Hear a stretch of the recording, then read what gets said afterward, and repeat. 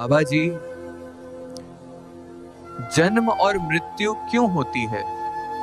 बेटा, आत्मा अनंत है, वो कभी नष्ट नहीं होती। शरीर केवल एक साधन है, जैसे वस्त्र जिसे समय आने पर बदलना पड़ता है। जन्म आत्मा का नया शरीर लेना है, मृत्यु पुराने शरीर का त्याग करना।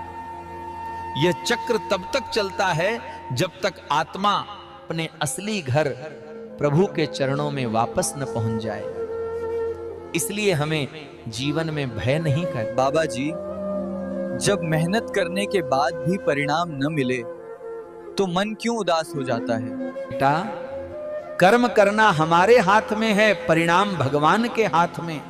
यदि हम लगन और निष्ठा से कर्म करते हैं तो उसका फल अवश्य मिलता है, भले ही देर से आए। धैर्य ही सच्ची भक्ति है। हर प्रयास तुम्हें और मजबूत बना रहा है। जब मन उदास हो तो भगवान का नाम लो। सोचो कि तुम्हारा हर प्रयास ईश्वर की किताब में दर्ज हो रहा है।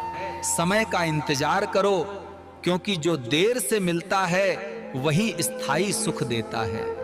बाबा जी, जब हमें किसी करीबी से धोखा मिले तो विश्वास कैसे दोबारा बने?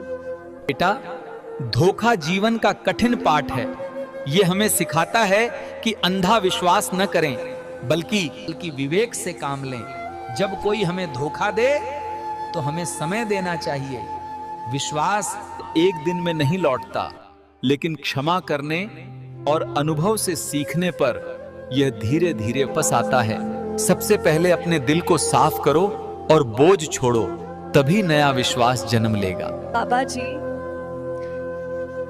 जीवन में डर क्यों बार बार हावी हो जाता है? बेटा, डर तब आता है जब हम भविष्य को लेकर अनिश्चित हो जाते हैं। अगर विश्वास भान पर हो तो डर मिट जाता है। ध्यान और नाम स्मरण से मन में साहस भरता है। याद रखो, डर केवल मन का भ्रम है, वास्तविकता नहीं। हर दिन थोड़ा थोड़ा साहस जुटाओ और देखो कि अंधेरा धीरे धीरे उजाले में बदलने लगेगा।